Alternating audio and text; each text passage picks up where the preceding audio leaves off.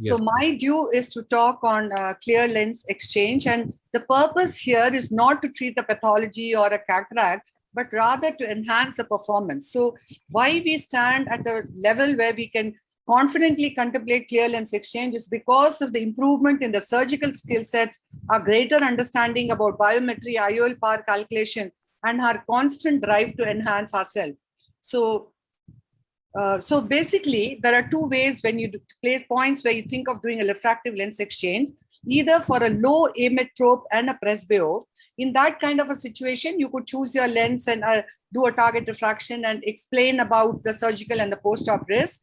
Or the other section is if it is a high refractive error, which cannot be corrected by laser vision correction or an ICL, you need to explain to both the groups that there is going to be a loss of accommodation, which is a huge loss. But having said that, when they are very much driven about it, you need to still explain that because of the extremes of architecture in these high refractive errors, there are certain post-operative challenges, surgical challenges, but you are in a position to do the best for them.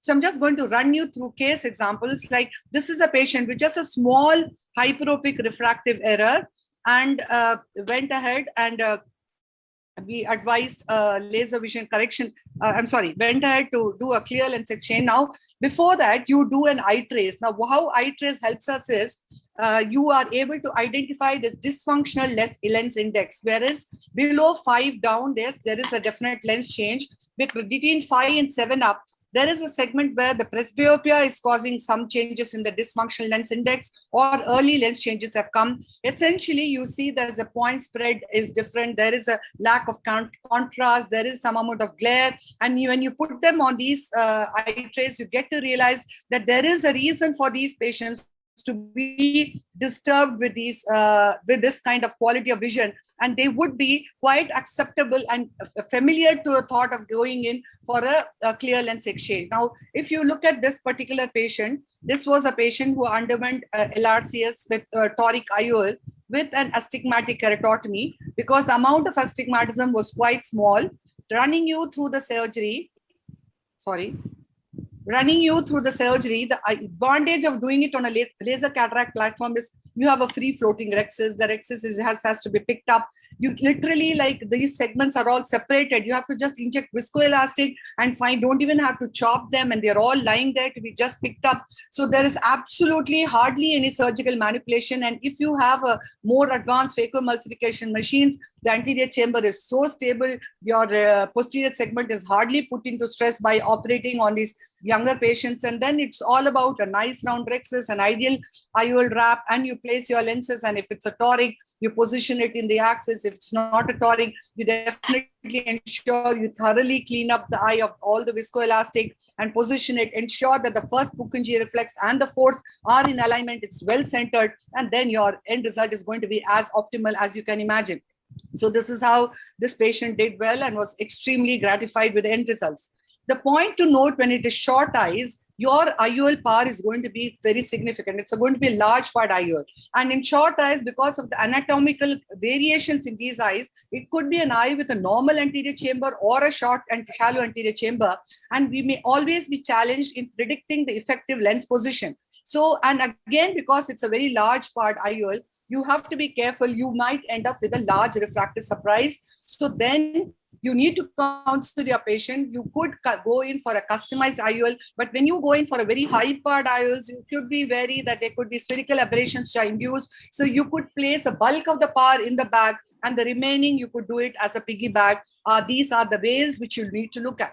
Now, this is case 2, which was a high myope, an inadequate anterior chamber, too high a power, and could not be, and the posterior float was asleep. So laser vision correction was out, and the patient was very keen on doing a pre-lex. Now, I wouldn't normally advise a 35-year-old for a clear lens extraction, but in these kind of situations, if you need a posterior segment evaluation, and if there is a PVD is there and the posterior, there are no treatable retinal lesions, everything is fine, then you, and if look for a staphyloma if it is there, because you need to be very particular that you use your optical biometers to get the right kind of an axial length measurement. You should do a B scan, which will further inform you that yes, there's PVD, or whether the presence of posterior staphyloma is not there or not. And then when it comes to the IOL power calculation, you need to go for the best when you want to do a clear lens exchange. exchange, go for an optimal biometer, choose either between a Barrett Universal 2 or an Hill RBF or a Vancock modification of axial length, taking you through the surgery. Because these eyes are large eyes, you might to make a smaller axis. You can't again make it too bigger axis because then you would end up with an optic capture. And then the other important thing is you should be very careful about the AC shallowing. There could be, what can happen is a reverse pupillate block where the iris can go and get stuck on the lens. So the stability very optimal. You should be very careful that you keep injecting viscoelastic when you get your machine in and out.